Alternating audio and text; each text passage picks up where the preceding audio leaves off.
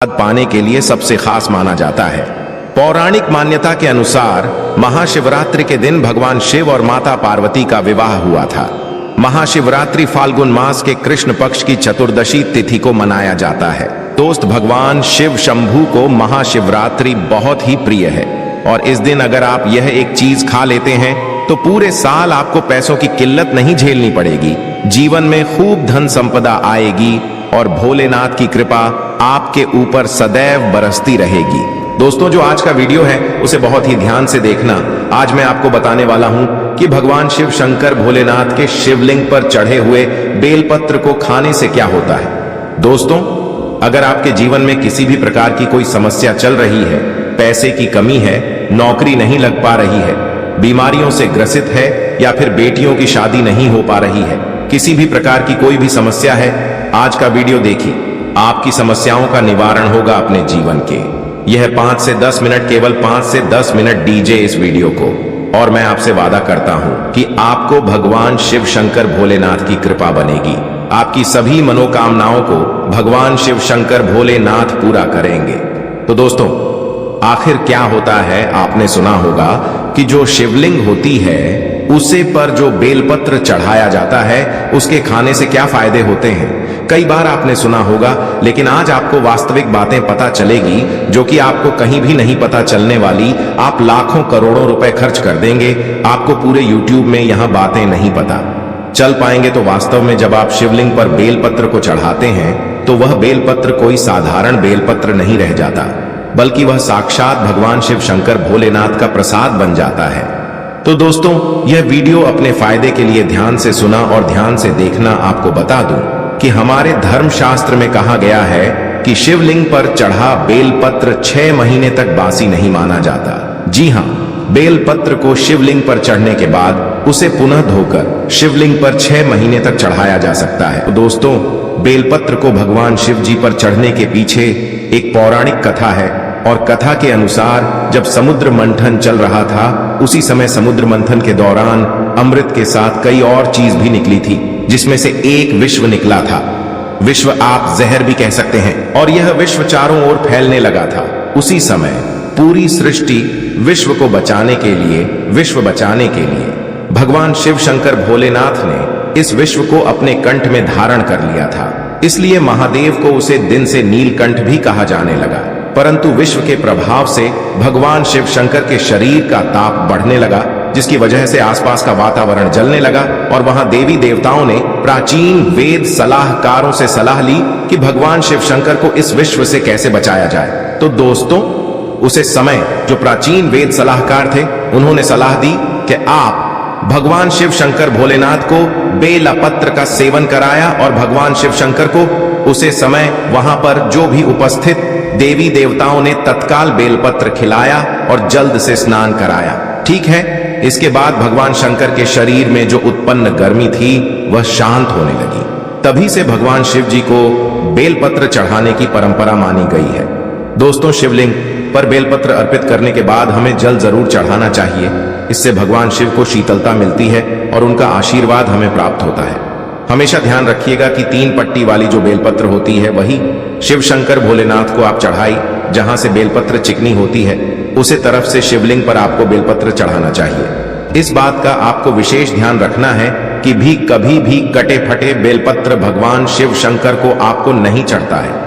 इसके पीछे भी एक कथा है, क्योंकि जब भगवान ने शंकर जी ने जो है गणेश जी का सिर खंडित कर दिया था, तभी से भगवान शिव शंकर भोलेनाथ ने संकल्प लिया था कि कभी भी मुझे कोई खंडित चीज है नहीं चढ़ाई जाए, ना ही अर्पित की जाए। तब से भगवान शंकर जी को कभी भी कोई चीज खंडित नहीं चढ़ाई जाती है, चाहे वह बेलपत्र हो। जो बेलपत्र को तिजोरी में रखते हैं उनके तिजोरियों में बरकत आती है, पैसे की समस्या खत्म हो जाती है। दोस्तों, आप इस वीडियो को ध्यान से देखते रहिएगा, क्योंकि बेलपत्र से जुड़ी संपूर्ण जानकारी आपको यहां पर प्राप्त होगी। साथ में यह जानकारी हमारे सभी हिंदू भाइयों में, बहनों को जानना अत्यंत आवश्यक है। दोस्तों, वीडियो में जो जानकारी बताई जा रही है, यह जानकारी आप लाखों करोड़ों रुपए खर्च करके भी कहीं नहीं प्राप्त कर पाएंगे, नहीं YouTube पर कर पाएंगे, कितना भी वीडियो देख लीजिए। इसलिए आप सभी दर्शकों से हाथ जोड़कर प्रार्थना है कि इस वीडियो को ज्यादा से ज्यादा लोगों तक पहुंचा दीजिए। जी हां दोस्तों, मैं कहना चाहूंगा कम से कम आप 10 से 15 लोगों को तो यह वीडियो शेयर कीजिएगा, ताकि आप भी हिंदू भाइयों बहनों के सौभाग्य तुम काम करें। दोस्तों, इस प्रकार की जानकारी बहुत ही अनमोल होती है। बाद में चलकर यह जानकारी हमारे लिए काफी फायदेमंद साबित होती है। तो आइए जानते हैं बेलपत्र संबंधित कुछ विशेष जानकारी। दोस्तों, हम आपको बता दें कि प्राचीन पुराणों में बताया गया है कि कुछ विशेष समय होता है जिनमें बेलपत्र को कभी भी नहीं तोड़ना चाहिए।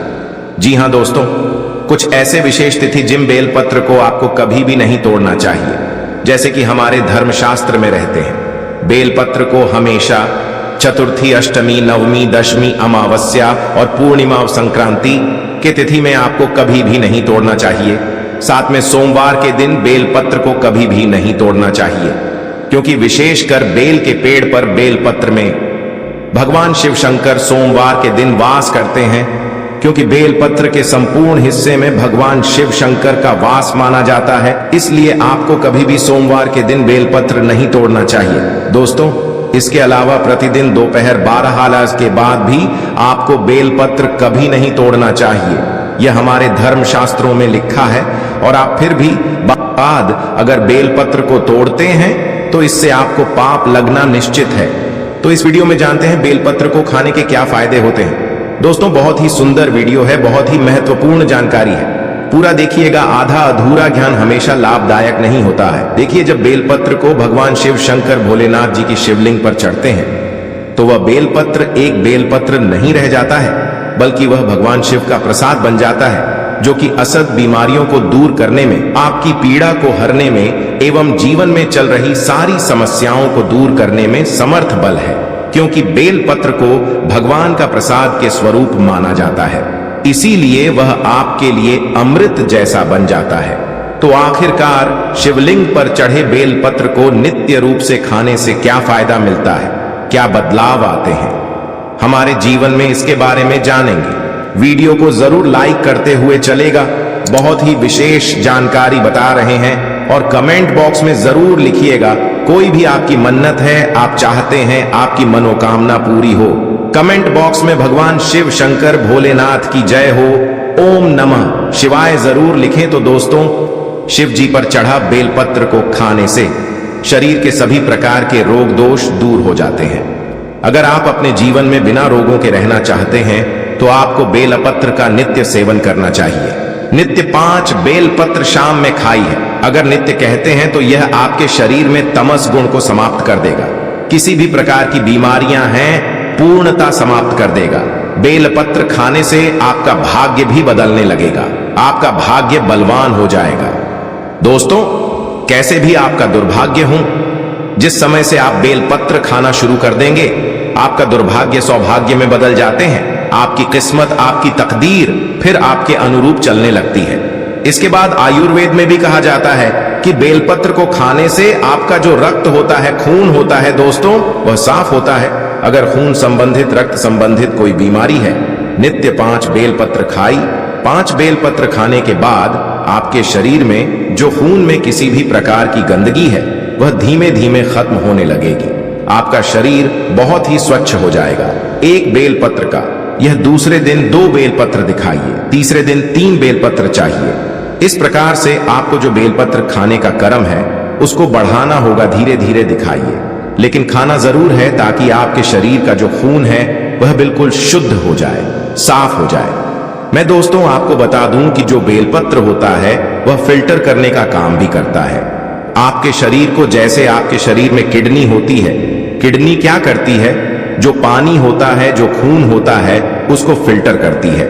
उसी प्रकार से जो बेलपत्र है वह भी आपके शरीर में जो अशुद्ध चीज होती है, आपका खून में जो गंदगी होती है, उसको साफ कर देते हैं, फिल्टर कर देता है। साथ में दोस्तों, हम आपको बताना चाहेंगे, शिवलिंग पर चढ़ा बेलपत्र नेट रूप से 1 महीने तक खाने से आपकी सभी इच्छाओं की पूर्ति होगी। आप चाहते हैं कि आप भी इतना पैसा कमाएं, आप भी मेहनत बहुत करते होंगे, लेकिन उत्तर धन नहीं कमा पाते हैं जितना सामने वाला व्यक्ति धन कमा ले जाता है बिना मेहनत के।